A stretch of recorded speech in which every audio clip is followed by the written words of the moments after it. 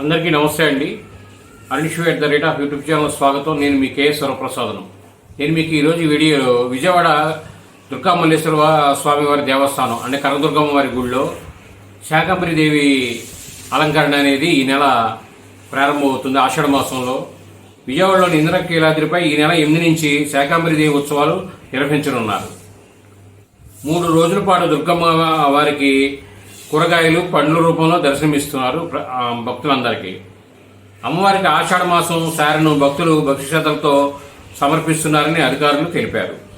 భక్తుల రద్దీ దృష్టిలో పటిష్టమైన ఏర్పాట్లు చేస్తున్నట్లుగా చెప్పారు. కాగా ఈ నెల 10న పూర్ణాహుతితో శాకంబరి దేవి ఉత్సవాలనేవి ముగుస్తాయని ఈవో గారు తెలిపారు.